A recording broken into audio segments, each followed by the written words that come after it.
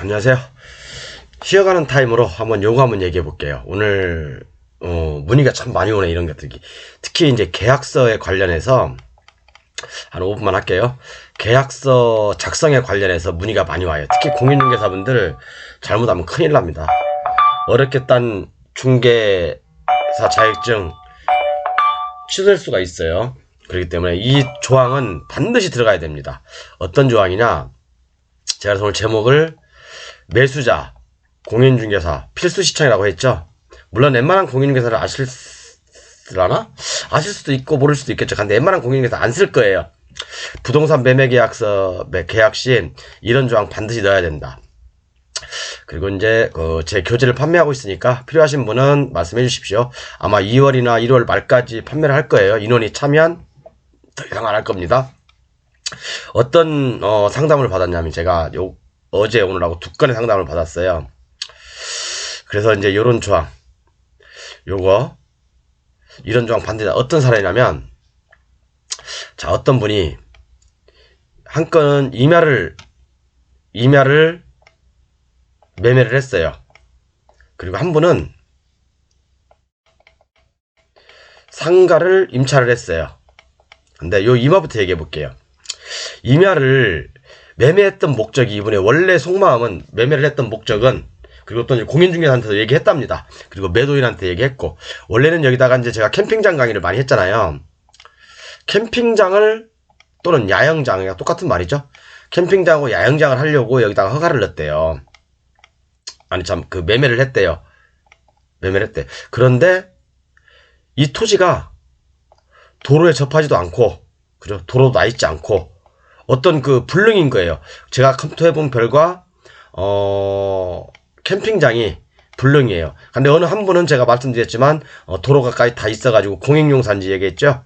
공행용 산지에 캠핑장이 가능한 상담도 한번 해드렸고, 그리고 하나는 도로가 없는 상태에서 캠핑장 허가가 되냐? 라는 어떤 상담을 했는데, 그래서 제가 그랬어요, 이분한테. 혹시 그 계약서 저한테 사진 찍어서 보내줄 수 있냐? 보내주셨어요. 어떤 내용이 있냐면 참 놀라운 일이 있어요. 그냥 매매계약서에다가 공인중개사, 매도자, 매수자 이렇게 쓰잖아요. 그냥 쓰고 특약사항에 아무것도 없어요. 그냥 매매 대금 얼마 뭐 어쩌고저쩌고 일반적인 어떤 그런 내용 써있는 거. 자, 이렇게 되면 여러분, 이 매수자는 캠핑장을 하려고 샀던 토지인데 못하게 됐잖아요. 그럼 어떻게 합니까? 이거 누구한테 책임을 물어야 돼요? 계약서상에서 특약으로도 없어요. 그래서 여러분들, 특히 땅을 살려고 하는 분들 분명히 목적이 있을 겁니다. 목적이, 내가 여기다 건축물을 짓는다든가, 창고를 짓는다든가, 공장을 짓는다든가, 아니면 뭐 캠핑장을 한다든가, 이런 목적이 있을 거 아닙니까? 그죠? 목적 없이 땅을 사는 사람 없을 거 아닙니까? 그죠? 아, 난 여기다 그냥 한 30년 후에 내 몇 자리로 써야 되겠어. 그런 사람은 그렇게 드물겠죠? 그런 거 아니고는 특히 개발을 목적으로 토지를 매매를 할 겁니다. 그러면 특이하게다가 반드시 명기를 해달라고 하세요. 명기를. 예를 들어서 본 토지를 매매함에 있어 캠핑장 허가가 관할청에 확인한 후 캠핑장 허가가 되지 않는다면, 캠핑장 허가가 나지 않는다면 본 계약은 무효로 한다. 아니면 사전 심의, 그죠? 사전 심의를 넣어서 그렇게 한다든가, 아니면 전문가한테 의뢰해서 캠핑장 허가가 난다. 나는 조건 하에 매매를 하십시오. 그죠? 그 기간을 넉넉히 계약하고 잠금 기간을 조금 3, 4개월 늦게 잡으세요. 그죠? 그 간에 충분히 조사하고 난 다음에 잔금을 치러도 되지 않습니까? 그렇죠? 아니면 계약서상에 캠핑장 허가에 관한 사항은, 그래서 본 토지의 취득 목적은 캠핑장을 하는 것을 목적으로 하며 캠핑장 허가에 관한 사항은 매수인 책임으로 한다. 그렇게 넣는다든가. 만약에 이런 조항들이 아무것도 안 들어잖아요. 그럼 매수자는 그럴 거 아니에요. 공인중개사한테 얘기했다. 당신 공인중개사는 소송에 휘말릴 수가 있어요. 잘못하면 자격증 취소까지 갈 수 있다는 얘기예요. 그렇죠. 그렇기 때문에 매수인이 목적한 바를 분명히 적어놓고, 그죠? 누구누구 책임으로 한다. 이걸 명확히 적어놓으셔야 돼요. 특약에다가. 특약이 뭐죠? 특약이.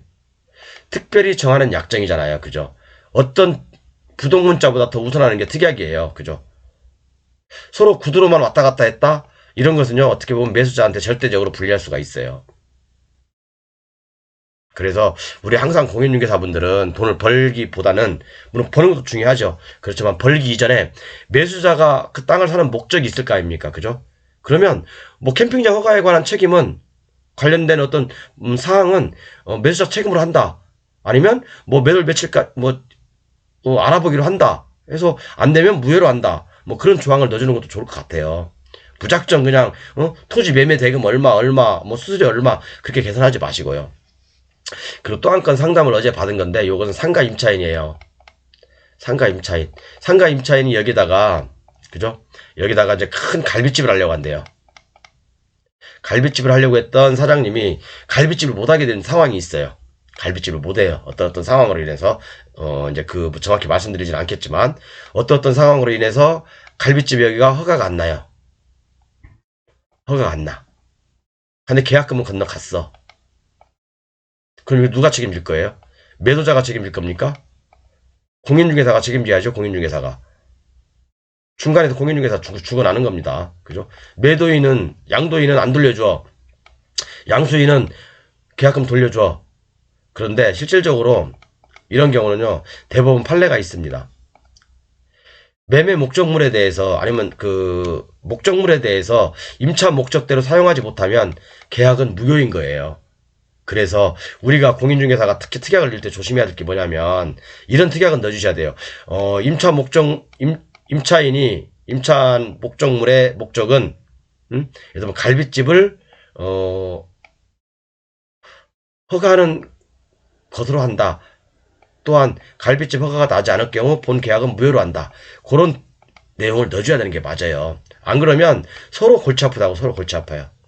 이해 가셨죠? 그러니까 토지를 매매하든 이런 어떤 상가주택을 임차인을 넣든, 그죠? 특히 상가주택에 임차인을 넣을 때는 분명히 임차인이 사용하려고 하는 목적이 뭔가 라는 걸 분명히 명기해 주시고, 물론 명기를 안 해줘도요, 임차인이 임차 목적물대로 사용하지 못하면 본 계약은 무효가 맞아요. 그죠? 목적이 불능이잖아요. 목적이 불능. 이런 그 매매 계약서도 마찬가지일 수가 있다는 얘기예요. 이 매매 계약서도 이런 공인중개사 이런 걸 넣지 않으면요, 중간에서 소송을 간다니까요. 사람들이 계약서 들고 어디 가겠어요? 만약에 나한테 불리한 계약서다. 그러면 법무사, 변호사 찾아갑니다, 여러분. 계약서 딸랑딸랑 들고 이 계약서 잘못되는지 안 되는지 좀 알려주세요. 법무사나 변호사 찾아가요. 특히 법무사는 사실은 뭐 자세한 건 모르지만 그분들이 아마 대부분 뭐 잘 모르겠죠. 그렇지만 변호사한테 가져가서, 그럼 이거 분명히 중개사 잘못이네. 중개사가 잘못했네. 왜 특약을 있다고 썼지?